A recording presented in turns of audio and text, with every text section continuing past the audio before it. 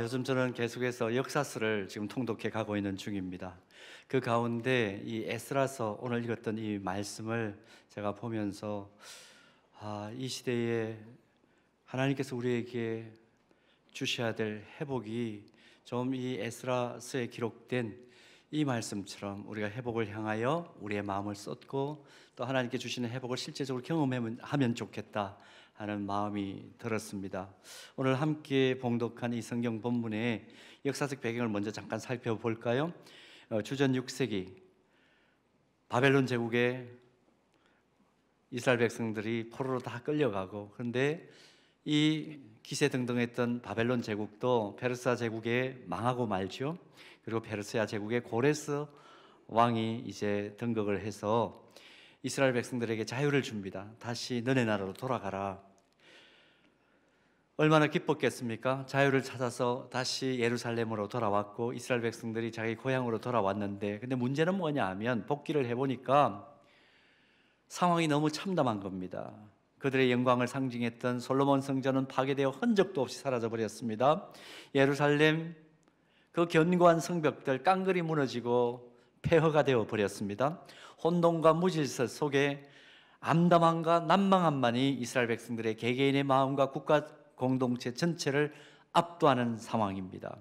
여러분, 이런 배경을 가진 오늘 본문을 읽으면서 지금 우리의 형편을 한번 연결시켜서 생각해 볼 수가 있겠죠.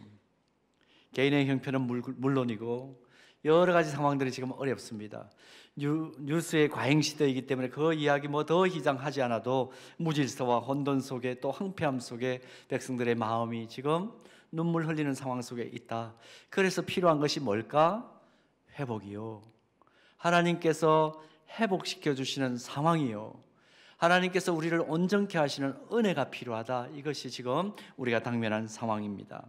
여러분, 이스라엘 백성들도 똑같았을 겁니다. 돌아왔긴 돌아왔는데, 자기 고향에 돌아왔긴 했는데 아무것도 보이지를 않습니다. 어떻게 시작을 해야 될지 막막한 상황 속에 있습니다. 하나님이 눈을 감고 계시는 것 같고 아예 주무시고 계시는 것처럼 느껴집니다. 이럴 때 이스라엘 백성들은 뭘 질문했을까요? 혹시 여러분 요즘의 상황들을 보시면서 우리가 그리스도인으로서 이런 질문을 할 때가 솔직하게 있지 않습니까?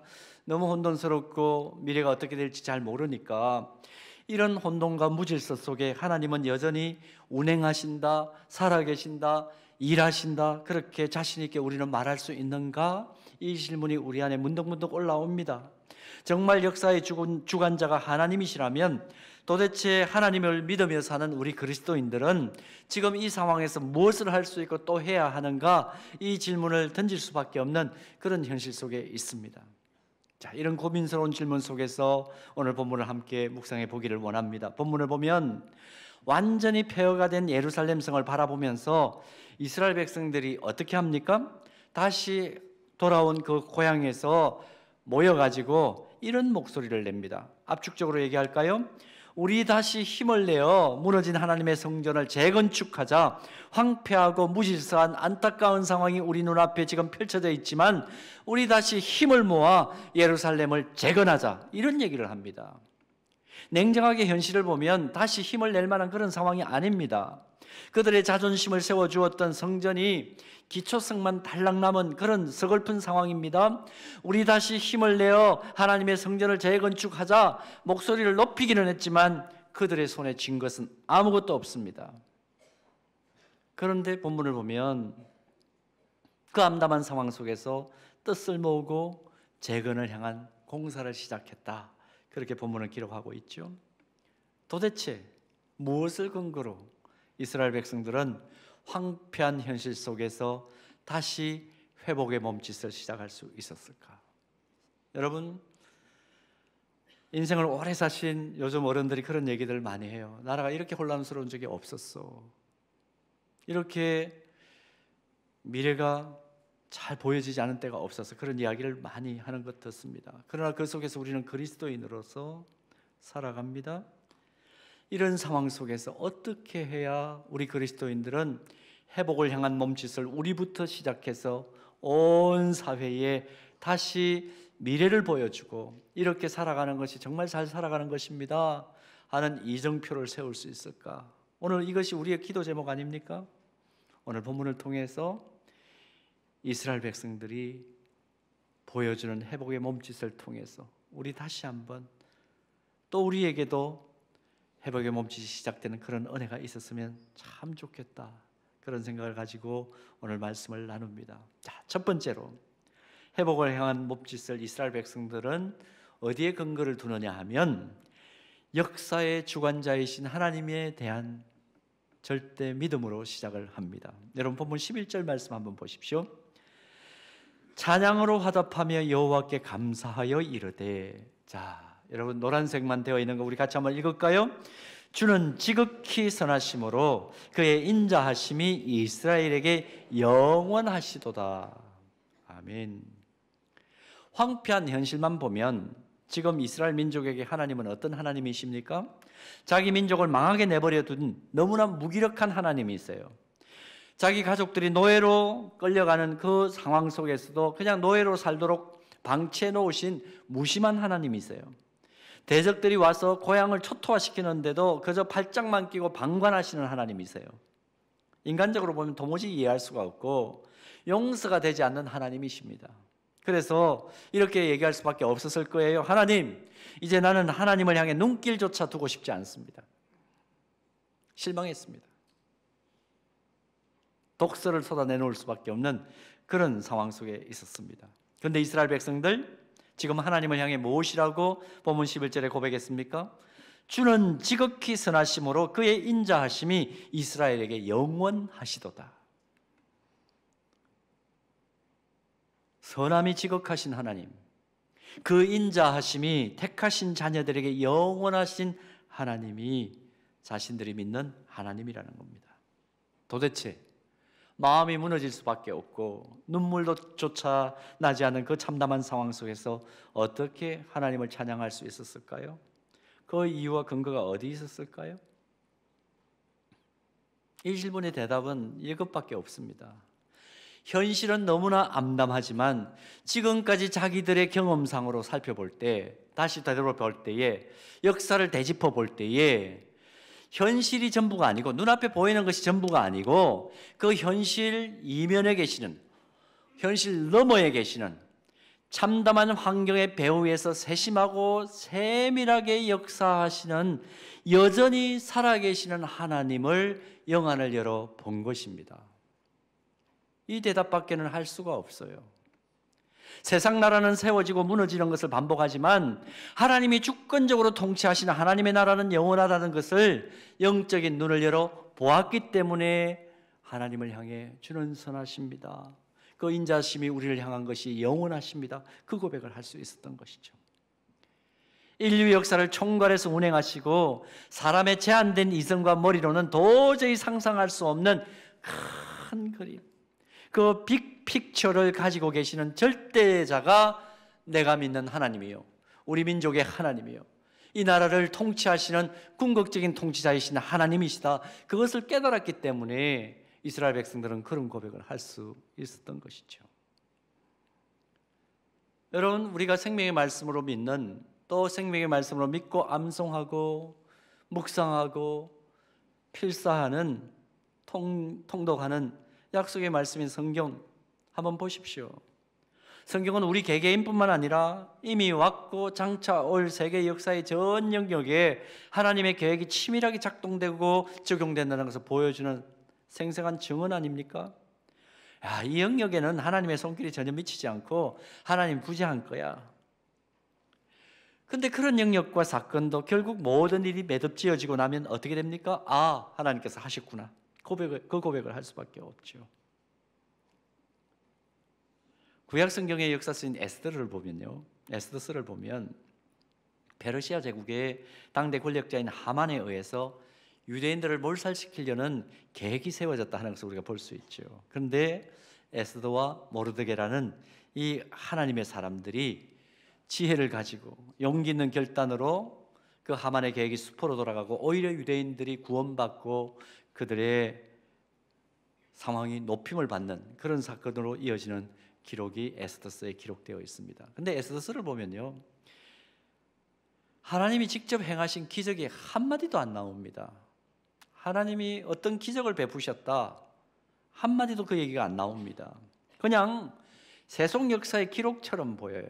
그렇지 않습니까? 표면적으로 보면 페르시아 왕과 왕비 에스더 사이에서 벌어진 정치적 반전과 우연적인 사건입니다. 이 왕이 잠이 안 오는데 역대 지략을 봅니다. 모르겠습니다. 그게 너무 지루한 책이라 가지고 그걸 읽으면 잠이 오는 책이었는지도 모르겠습니다. 어쨌든 간에 책을 읽는데 또 어떤 부분을 봅니까? 역대 지략을 읽는데 모르드게가 공언한 사건을 읽습니다. 이걸 우연이다 이렇게 표현할 수도 있겠죠.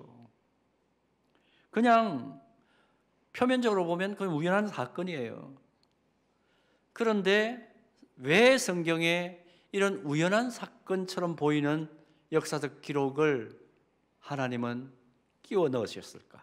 왜 성경으로 끼워 넣으셨을까? 우리에게 어떤 교훈을 주시려고 이 에스더스를 끼워 넣으셨을까? 이유가 있죠. 이 모든 역사의 흐름의 배후에는 택한 백성인 유대인을 세밀하게 보호하는 내가 있어. 그것을 보여주시려고. 오늘 영적 이스라엘 백성 된 우리들도 마찬가지 아닙니까? 모든 역사의 흐름의 배후에는 내가 있다. 너희들 에스더스를 읽을 때마다 기억하라. 그렇기 때문에 에스더스가 성경 66권에 들어와 있는 거죠. 이스라엘 백성들은 하만이 유대인들을 학살할 날짜를 정하기 위해서 제비를 뽑았다. 이걸 푸르라 그러죠. 이 푸르를 했다는 것에서 비롯된 이 부림절을 계속 지키면서 하나님의 세밀하신 주권적인 역사를 지금도 기념하고 축하하고 있습니다. 이제 3월 13일 저녁부터 3월 14일까지 2025년도에는 전 세계 유대인 공동체는 부림절을 지킬 것입니다. 여러분 솔직하게 인간적인 시각으로 보면 이 하나님의 주권을 인정하기가 쉽지가 않아요. 또 하나님의 주권이라는 것을 조금 더 깊이 생각을 해보면 참 불편해요. 왜 불편할까요? 내가 나름대로 다 할 수 있는데 결정권을 가지고 내가 살고 또 내가 그렇게 살아서 내 나름대로 발전하며 살 수 있는데 왜 하나님의 주권이라는 것이 작동을 해가지고 나를 이끌어 간다. 내가 누군가에게 결정권을 양도하고 누군가가 나 대신에 뭔가를 행사하는 것처럼 그렇게 느끼면 내 삶이 부자연스럽잖아요. 귀찮은 것도 있고요. 참 받아들이기 어려운 사실은 불편한 주제가 하나님의 주권, 하나님의 섭리 이런 주제입니다. 근데 여러분 기억하십니까? 우리를 뭐라고 성경은 표현하고 있나요? 성경이 표현하는 것이 아니라 실제적으로 우리가 일상 속에서 늘 느끼는 것 있지 않습니까? 여러분 오늘부터 우리가 암송해야 될 성경 말씀이 뭔가요? 아마 지혜로운 빨리 볼 것이고 주보에 다 매번 요즘 기재해 드립니다. 우리가 이 보배를 어디에 가졌다고요? 질그릇에 가졌으니. 우리를 성경은 뭐라고 표현합니까? 질그릇이다. 여러분 난 아니야 그렇게 말씀하실 수 있는 분 이 자리에 있으신가요? 아니죠. 우리의 삶을 보면 너무나 깨어지기 쉽고 부서지기 쉽고 상처받기 쉬운 그것이 내 인생이야. 나의 현재 실존이야. 그렇게 인정할 수밖에 없잖아요. 근데 하나님의 주권, 하나님의 섭리를 생각하면 바로 그런 겁니다. 연약한 질그릇 같은 내 인생을 나보다 더 강하고 지혜로우신 하나님이 나를 붙드시고 이끌어 주신다. 그게 하나님의 주권적인 이해예요. 하나님 주권에 대한 이해예요. 나보다 나를 더 잘하시는 하나님이 나를 주목하시고 나를 책임져 주신다는 것은 거꾸로 생각해 보면 생각만 해도 불편한 것이 아니라 가슴이 먹먹하고 저려올 만큼 기쁘고 감사한 거예요. 단 하나도 우연함 속에 이루어지는 것이 없고 세상에 사랑할 대상이 나 하나밖에 없는 것처럼 나를 사랑하시는 하나님의 계획 가운데 내 삶이 차곡차곡 지금 진행되고 있다. 그러므로 나의 일생은 기쁘다. 나의 일상은 기쁨의 연속이다. 그렇게 고백할 수밖에 없는 거 아니에요? 우리 가정과 우리 교회도 마찬가지입니다. 지금 혼돈을 겪고 있는 우리 사회와 이 나라 지구촌의 모든 영역도 마찬가지 아닙니까? 현실은 하나님이 숨어 계신 것 같고 아무 일도 하지 않는 것 같습니다. 그러나 하나님은 분명히 살아계시며 지금도 세밀하게 일하고 계신다. 여러분 이 믿음이 우리로 하여금 오늘도 기쁘게 살 수 있는 근거가 된 것이죠. 예레미야 선지자 예레미야서 32장 2절에 하나님께서 직접 말씀하신 내용을 이렇게 기록하고 있습니다. 하나님이 어떤 분이신지 보세요. 우리 같이 봉독하겠습니다. 나는 여호와여 모든 육체의 하나님이라 내게 할 수 없는 일이 있겠느냐? 하나님이 우리에게 물으십니다. 여러분, 하나님의 이 물음에 어떻게 대답하시겠습니까? 그렇습니다. 하나님, 그렇습니다. 나의 개인의 일상뿐만 아니라 지금 우리 사회도 그렇고 이 나라도 그렇고 우리 아이들이 다니는 직장도 그렇고 또 내가 일하는 삶의 터전도 그렇고 할 수 없는 일이 없으신 하나님의 통치 아래 그 모든 것이 있습니다. 이 고백이 시작될 때 우리는 마음속에 뭘 가질 수 있습니까? 비로소 하나님의 인도하심을 기대하고 기도하며 평안을 누릴 수가 있는 것입니다. 오늘 이 은혜가 우리 안에 회복되기를 소원합니다. 자, 그런가 하면 또 한 가지, 오늘 본문 속에서 이스라엘 백성들이 그 참담한 가운데에도 회복을 향한 몸짓을 할 수 있었던 거, 어디에 토대를 또 두고 있느냐 하면 곡조 있는 기도인 찬양과 함께 이들은 회복을 향한 몸짓을 시작합니다. 본문 12절과 13절 말씀 보면 모여있는 이스라엘 백성들 사이에서 통곡소리와 함성소리가 동시에 들렸다는 기록이 나옵니다. 먼저 돌리는 소리는 제사장들과 레위인들과 족장들이 대성 통곡하는 소리입니다. 이 사람들이 통곡한 이유는 두 가지 이유 때문이에요. 하나는 웅장한 하나님의 영광을 드러내었던 그 웅장한 솔로몬 성전이 그 현장이 잡초만 무성한 보잘것없고 초라한 빈터로 남아있는 것을 보고 서러움이 복받쳐서 아마 대성통곡했을 거예요. 또 한 가지는 이런 일들이 왜 발생했을까? 되짚어 보니까, 정리를 해보니까 자신들의 죄 때문에 성전이 무너진 것을 확인을 합니다. 그래서 자신들의 죄, 민족의 죄, 선배들의 죄를 통감하면서 하나님 앞에 올려드리는 회개로 대성통곡을 했다, 그렇게 우리들이 짐작할 수가 있습니다. 그런데 그 말씀을 자세히 보면 이런 회개의 통곡 가운데 아이러니하게도 함성이 이어집니다.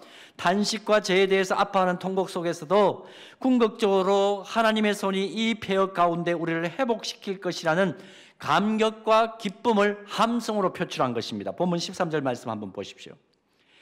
백성이 크게 외치는 소리가 멀리 들리므로 즐거이 부르는 소리와 통곡하는 소리를 백성들이 분간하지 못하였더라. 두 목소리가 함께 들립니다. 한편에는 대성통곡, 또 다른 한편에서는 기쁨의 함성소리, 즐거이 부르는 소리가 이스라엘 백성들의 귀에 들린 겁니다.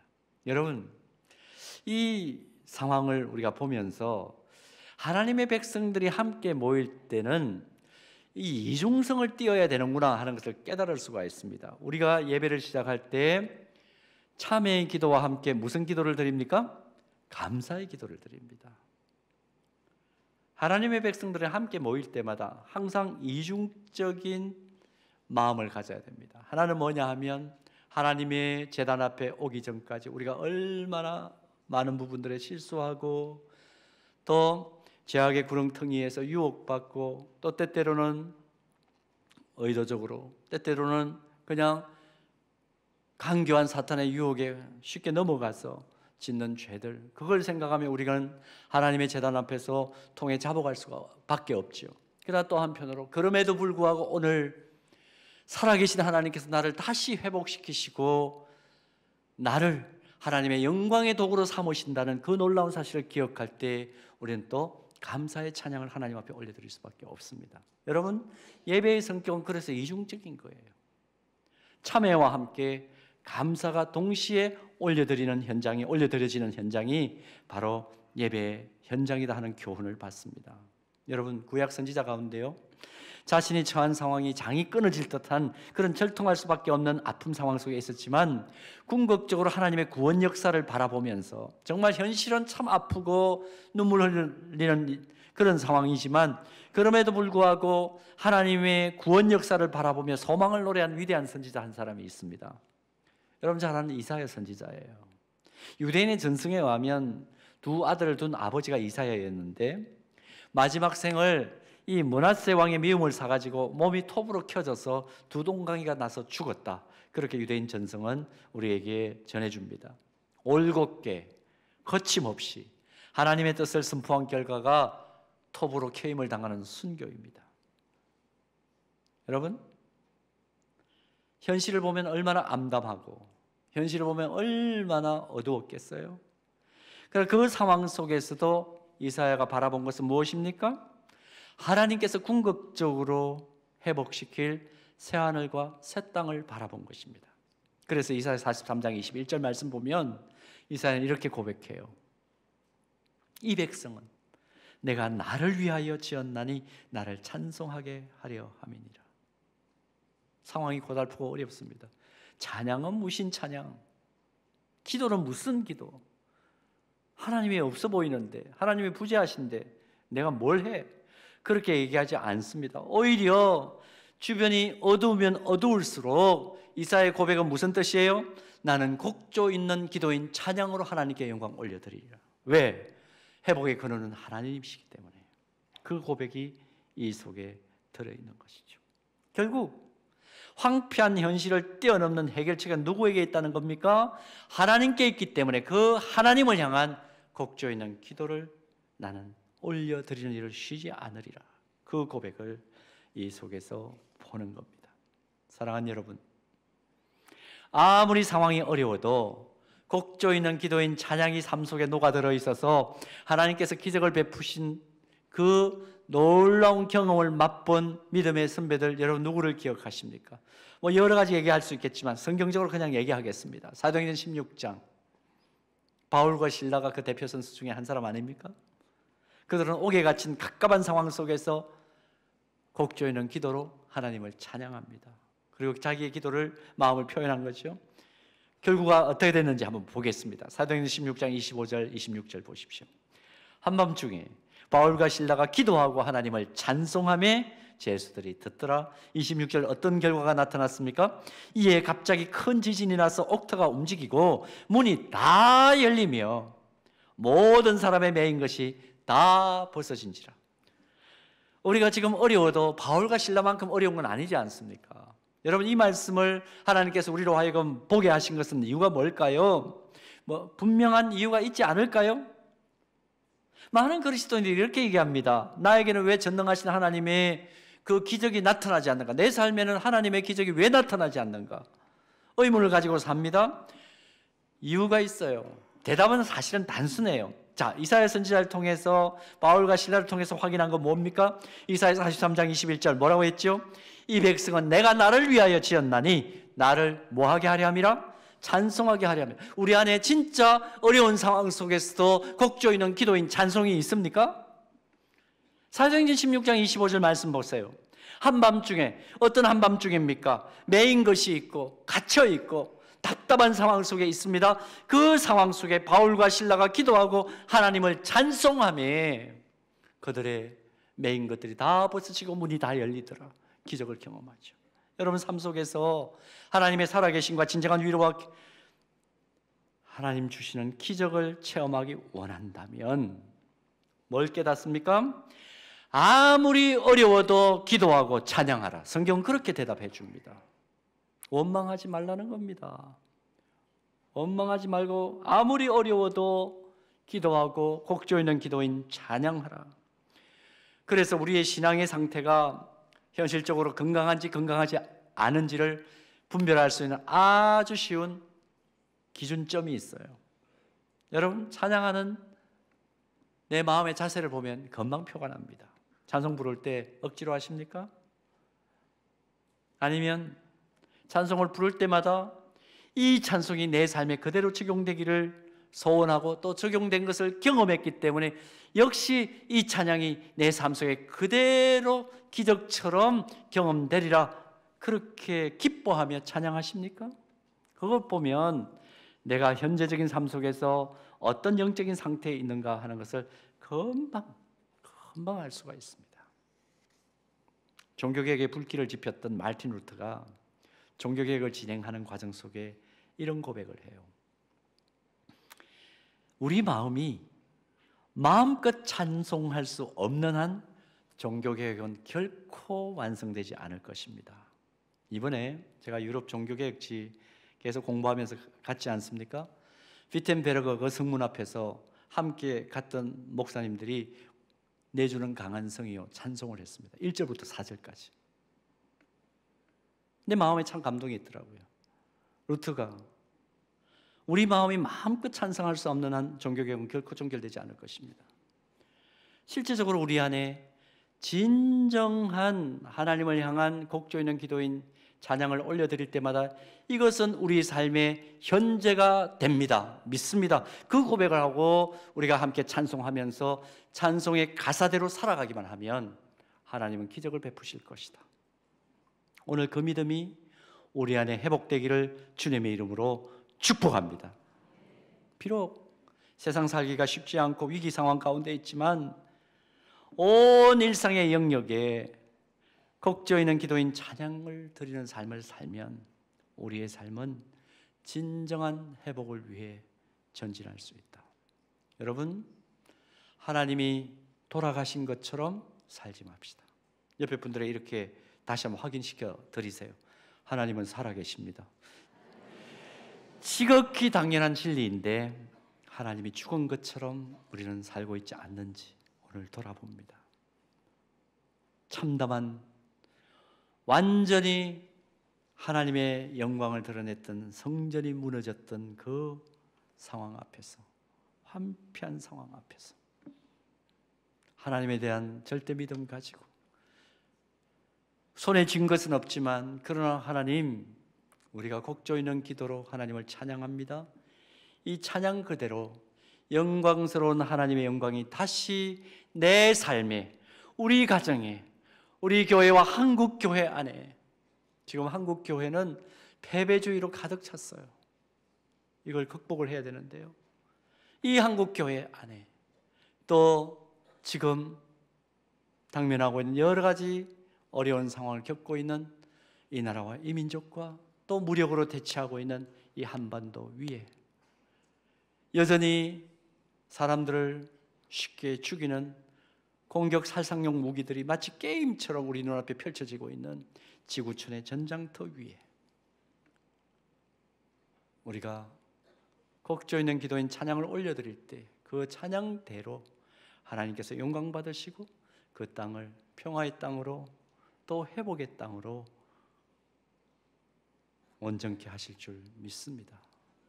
우리 믿음 가지고 세상을 향하여 힘있게 나아가게 되기를 소원합니다.